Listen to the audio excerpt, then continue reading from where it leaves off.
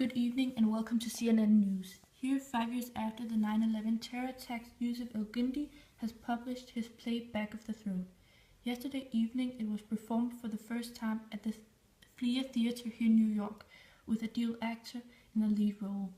The play is about Khaled, an Arab-American man who gets a visit from two men from the CIA.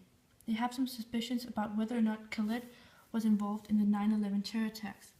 Khaled is very confused and upset about the visit, but as the play progresses, we begin to understand why these suspicions have a reason.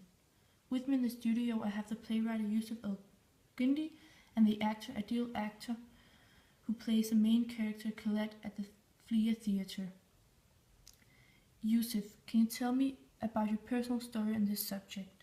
Well, I live in Seattle, and where I live, friends were getting Christianed. Even friends of friends were getting Christianed. And the Patriot Act got approved, which gave the police authorities greater ability to monitor and arrest terror suspects without charge or trial. And it really affected Muslims like me for the worse. Suddenly, I didn't know our rights. I heard all these stories about people was getting stopped by the FBI for what they were reading at the airports, and going to galleries and questioning the artist if the exhibit was politically charged. What was your inspiration behind this play? Actually, I began to look at my own apartment. What do I have in my apartment if an FBI agent came in? I have book of saints, guns, Islam, research materials, the Quran that would identify me as interested in the Middle East.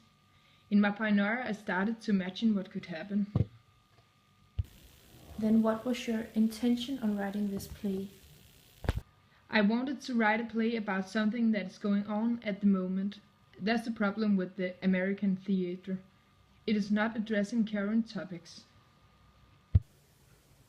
Do you think that your play will have an effect on how Arab Americans will be treated?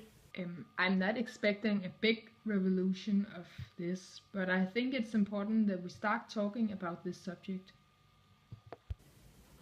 Why didn't you choose to tell the audience whether or not Khaled is innocent?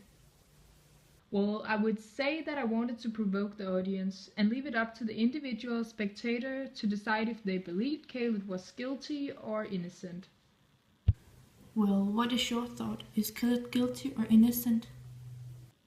I don't want to reveal my personal thoughts about the play because I don't want to sway the audience's view on Khaled. Adil Akhtar, do you think Khaled was involved in the terror attacks? Well, I personally don't think he's involved in the terror attack. To me, the play is about showing how terrible Arab Americans have been treated after 9/11. No matter what, they will always find something that will connect us to the terrorism, just because we're Muslims. We have a lot of questions, so let's move on. How do you think Yusuf managed to write a play about this subject, that Arab Americans have been treated differently after 9/11? I think he succeeded very well. I especially like that he had added humor into the play.